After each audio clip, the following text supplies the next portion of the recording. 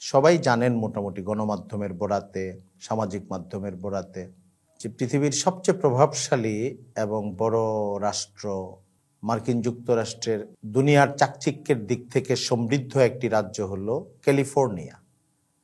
সেই ক্যালিফোর্নিয়ার খুব পরিচিত শহর, বলা হয় মার্কিন যুক্তরাষ্ট্রের দ্বিতীয় বৃহত্তম শহর, যার বিলাসবহুলতা ব্যাপক, লস অ্যাঞ্জেলস, গত এক সপ্তাহ যাবৎ সাধারণ মানুষের ভাষায় প্রাকৃতিকভাবে লেগে যাওয়া যে আগুন, দাবানল, যার উৎস আসলে অগ্নিসংযোগ জাতীয় কিছু না, অথবা কোনো বৈদ্যুতিক শর্ট সার্কিট বা এরকম কিছু না, তারা এখনো কার্যকারণ খুঁজে পায় নাই।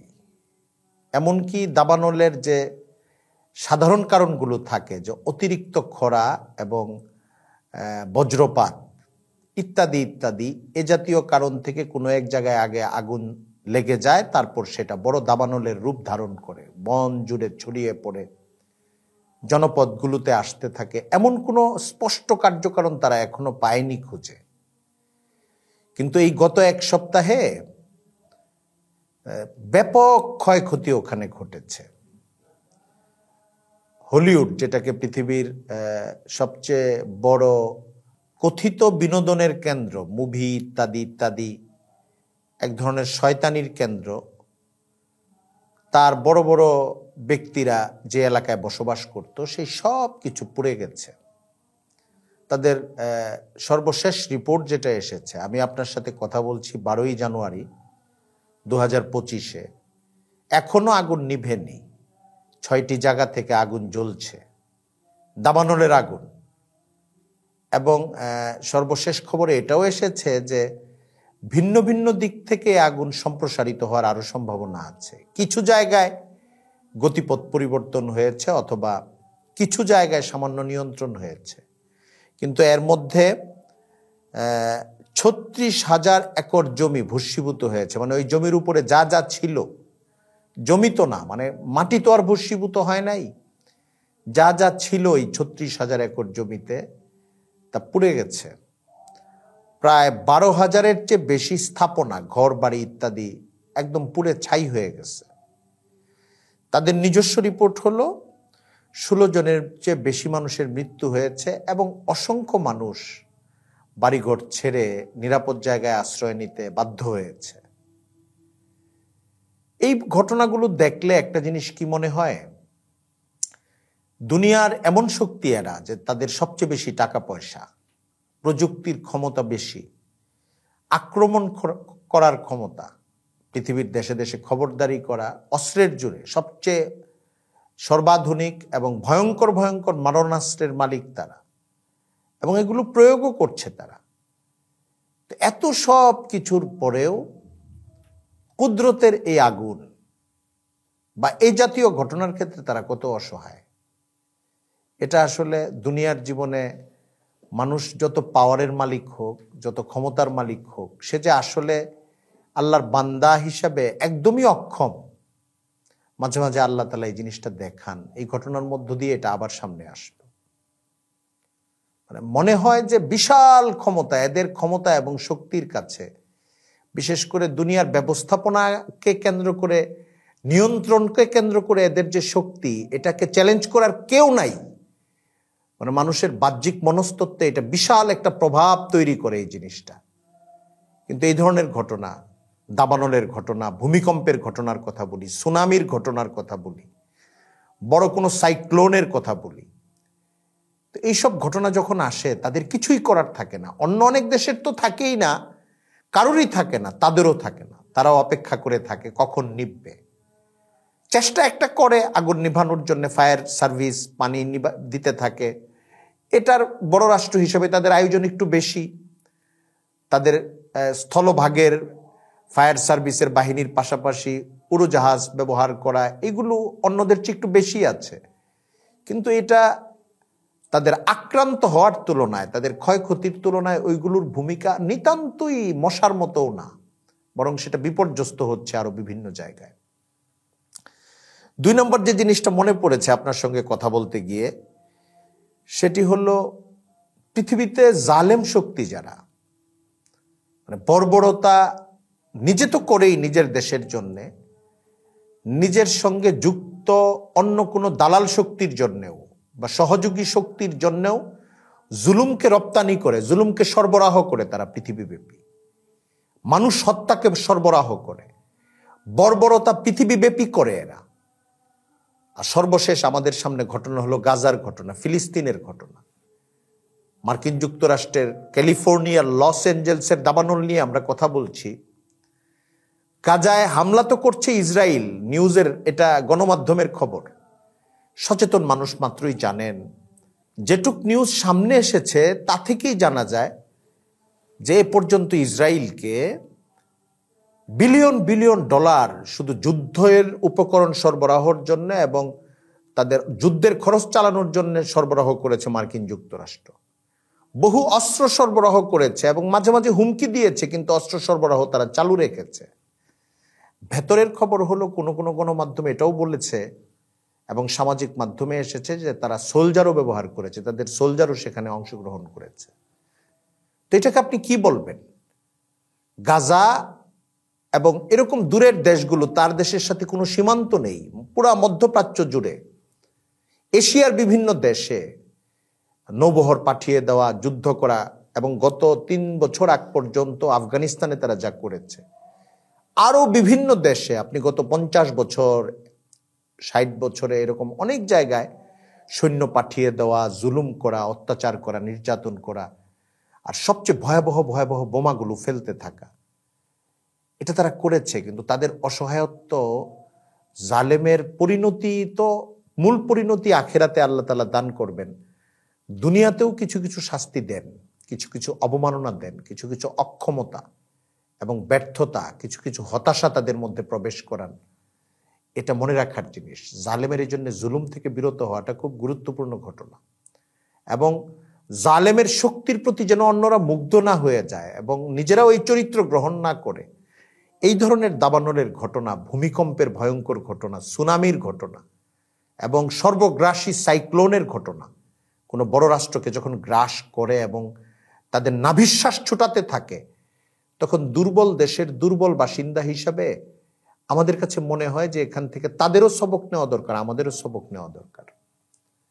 আর 3 নম্বর যে কথাটা আমরা আলোচনা করা দরকার মনে করি, সেটা হলো কোরআনে কারিমে আপনি দেখবেন বিভিন্ন সাবেক জাতি ইসলাম আসার আগে, মানে রসুল করিম সাল্লাল্লাহু আলাইহি ওয়াসাল্লাম দুনিয়াতে আসার আগে সাবেক উমামে সাবেকা যারা ছিল, তো কোরআনে কারিমে কাম মিন কারিয়াতিন আহলাকনা, বহু জনপদ আমি ধ্বংস করেছি তার জুলুমের কারণে, তাদের কুফুরের কারণে, তাদের সীমা লঙ্ঘন বাড়াবাড়ির কারণে।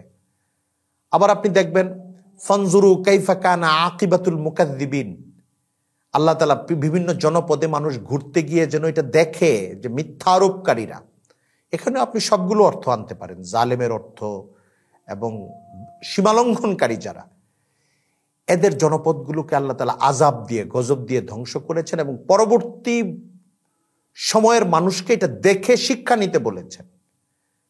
তো আমরা যারা বড় বড় রাষ্ট্রের নাগরিক, রাষ্ট্রপ্রধান এবং যারা ছোট ছোট রাষ্ট্রের প্রভাবশালী ব্যক্তি এবং শক্তি, তাদের কাছে অনুরোধ করব যে এখান থেকে শিক্ষা আসলে নেওয়া দরকার। প্রথম শিক্ষা হলো, এসব ক্ষেত্রে সংশ্লিষ্ট প্রথম শিক্ষা হলো, জালেমরা যেখানে জুলুম করছেন ওখান থেকে হাত গুটিয়ে নেন।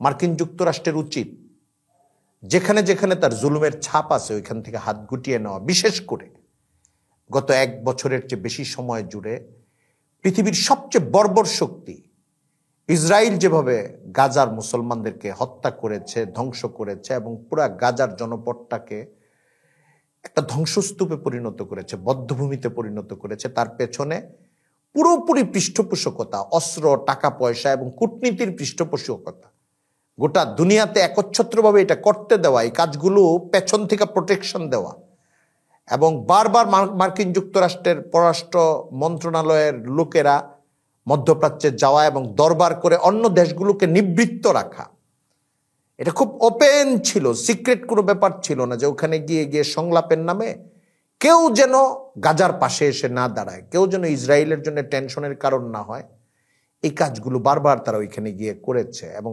ইসরায়েলকে একটা অভয় পরিবেশ দিয়েছে শুধু বর্বরতা চালানোর জন্য। তো এখান থেকে তাদের হাত গুটিয়ে না নিলে আমরা এভাবে তো আর বলতে পারবো না দুনিয়ার জীবনে অনেক কিছুই আল্লাহ তাআলা অবকাশ দেন। আমরা বলতে পারবো না যে মার্কিন যুক্তরাষ্ট্র এতদিনের মধ্যে ধ্বংস হয়ে যাবে, হালাক হয়ে যাবে, এটা আমাদের বলা কঠিন। কিন্তু আমরা এটা বলতে পারবো যে আল্লাহ তাআলা এরকম সবক, গজবের সবক হয়তো আরো অনেক পাঠাতে পারে এবং তাদেরকে নিবৃত্ত হওয়ার জন্যে আল্লাহর পক্ষ থেকে এমন অলৌকিক শাস্তি আসতে পারে যেটার জন্য তাদের হাহাকারের মাত্রা অনেক বেড়ে যাবে। এবং একইভাবে অন্য যারা বিভিন্ন দেশে অভ্যন্তরীণভাবে অথবা এক দেশ থেকে আরেক দেশে শক্তি প্রয়োগ করছে এবং জুলুম তৈরি করছে, জুলুম সরবরাহ করছে এবং একটা ক্ষমতার মদমত্ততায় মানুষকে নির্বিচারে হত্যা করছে, মজলুম মানুষদেরকে, তাদের এইসব জায়গা থেকে, এই অসহায়ত্বের জায়গাগুলো থেকে সবক নেওয়া দরকার। আপনি সর্বশেষ একটা কথা বলেছিলেন যে এখানে আমাদের সবক নেওয়ার কি আছে। আমার কাছে মনে হয়েছে আমাদের সবক আসলে মোটা দাগে দুইটা সবক আমাদের নিতে পারি। অর্থাৎ আমরা মানে কারা? উন্নয়নশীল মুসলিম দেশের সাধারণ নাগরিকেরা এবং আমাদের যারা অভিভাবক, রাষ্ট্রীয় অভিভাবক যারা দেশ চালায় এবং আমাদের সুশীল সমাজ, শিক্ষিত মানুষজন, এ দেশের যারা নাগরিক বা এই দেশের মতো দেশগুলোর যারা নাগরিক, তাদের দুইটা সবক নেওয়ার আছে এখানে। প্রধানত একটা সবক হলো আমরা মিডিয়ার বরাতে এবং সাদা চোখে দেখতে দেখতে পৃথিবীর শক্তিমান দেশগুলোকে সবচেয়ে বেশি পাওয়ারফুল মনে করতে থাকি। একটা হীনমন্যতা আমাদেরকে গ্রাস করে ফেলে তাদের পলিসি গ্রহণের ক্ষেত্রে, তাদের ধমক শোনার ক্ষেত্রে, তাদের রাজনৈতিক মতাদর্শ, তাদের ফ্যাশন, তাদের চিন্তা এবং তাদের প্রেসক্রিপশন বিভিন্ন বিষয়ে, এগুলি আমাদের কাছে শিরোধার্য মনে হতে থাকে এবং শক্তি হিসাবে, পাওয়ার হিসাবে এত অব্যর্থ মনে হয় তাদেরকে।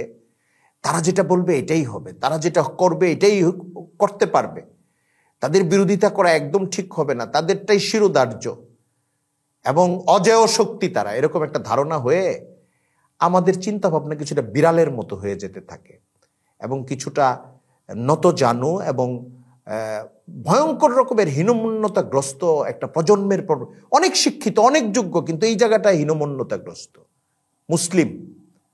এখান থেকে বের হওয়া দরকার। এই বের হওয়ার জন্য এই ঘটনাগুলো বড় ঘটনা, সবক হিসাবে, ইবরত হিসাবে, যে এরা কত অসহায়। দেখেন, কোনো শত্রু নাই এদের, কোনো দেশ আক্রমণ করে নাই তাদের উপরে, কিন্তু কুদরতি এক আগুনের সামনে অসহায় হয়ে আছে। সপ্তাহ পার হয়ে যাচ্ছে, এখনো ওই আগুন নিভাতে পারেনি তারা। এবং সবাই জানে যে ভয়ঙ্কর কোনো ভূমিকম্প যদি ঘটে একই দৃশ্য ঘটবে, এটা আমাদের দেশে ঘটলেও ওদের দেশে ঘটলেও। ভয়ঙ্কর কোনো সুনামি যদি হয় একই জিনিস ঘটবে ওদের দেশেও আমাদের দেশেও।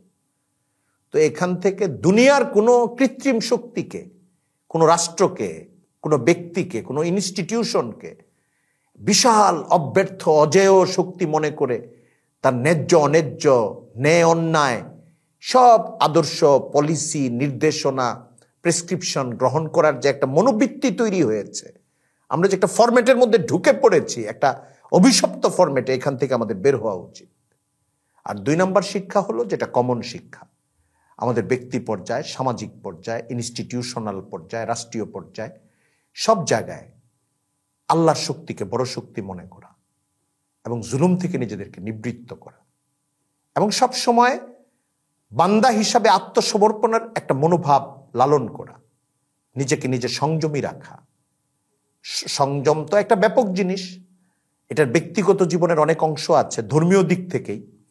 আর সংযমের আরেকটা অংশ হচ্ছে যেটা মহাসারার সঙ্গে যুক্ত, আমার সঙ্গে অন্য মানুষের যে সম্পর্ক বা সমাজ জীবনে আমার যে অবস্থান বা সামষ্টিকতা, সংযমের যে একটা সামষ্টিক জীবনের যে ওর মধ্যে যে সংযমটা, এটা অনেক সময় অনেক বেশি ইম্পর্টেন্ট হয়ে যায়।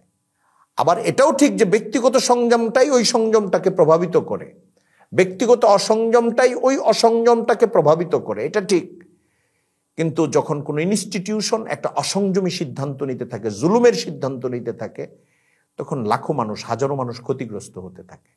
আমাদের রাষ্ট্র যারা চালান এবং আল্লাহ তাআলা যে কোনোভাবেই দুনিয়াতে যাদেরকে টাকা পয়সা বেশি দিয়েছেন, ক্ষমতা প্রভাব বেশি দিয়েছেন বা যখন দেন, তাদের এই জায়গাগুলো সম্পর্কে সচেতন থাকা যে আমার ক্ষমতা আসলে বেশি না, এটা একটা কৃত্রিম শক্তি। কুদরতি টান আসলে আমার চেয়ারও ভেঙে যেতে পারে, আমার জীবনও শেষ হয়ে যেতে পারে এবং আমার সমস্ত শক্তি শেষ হয়ে যেতে পারে। আমরা এই দামানল থেকে শিক্ষাগুলো নিতে বলবো। পৃথিবীর সবচেয়ে প্রভাবশালী রাষ্ট্রটিকে বলবো, মানুষের মৃত্যু, জুলুম এবং বর্বরতা রপ্তানি করবেন না, এবং দেশে দেশে পৃথিবীব্যাপী মানুষকে মজলুম বানানোর যে একটা কর্মপন্থা বৈধ করে নিয়েছেন আপনি, একরকম আপনারা ওখান থেকে নিজেদেরকে নিবৃত্ত করুন। তা না হলে আমরা নিজেরাও চাইব জালেম, পৃথিবীর যত বড় বড় জালেম শক্তি যারা গাজার মতো দেশগুলোকে ধ্বংসের পেছনে থাকে, তাদেরকে আল্লাহ তাআলা এরকম দাবানল, একটা না, দাবানল, ভূমিকম্প, সুনামি, কারণ মজলুম মানুষদের আর কিছু করার থাকে না, পারে না, তারা এত বড় মারণাস্ত্র নাই। তো এই ধরনের জিনিস দিয়া হলেও আল্লাহ তাআলা তাদেরকে নিবৃত্ত করার মতো পরিস্থিতির মধ্যে নিয়ে যান।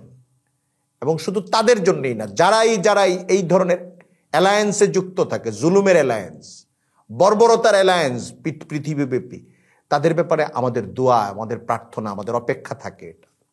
আর তা না হলে আমাদের সাধারণ কথা হচ্ছে পৃথিবীর সকল মানুষই শান্তিপূর্ণ একটা জীবনযাপনের হক রাখে, অধিকার রাখে।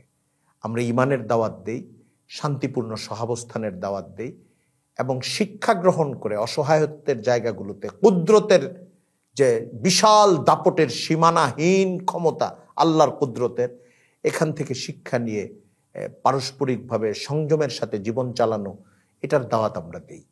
আল্লাহ তাআলা পৃথিবীর প্রভাবশালী শক্তিদেরকে বোঝার সুযোগ দিন, তৌফিক দিন, এবং আমাদের দেশ সহ বিভিন্ন জায়গায়, ছোট্ট ছোট্ট জায়গাতেও যারা প্রভাব রাখেন, বিত্ত রাখেন, শক্তি রাখেন, চাইলে জুলুম করতে পারেন, তাদেরকে জুলুম থেকে নিবৃত্ত হওয়ার তৌফিক দান করুন।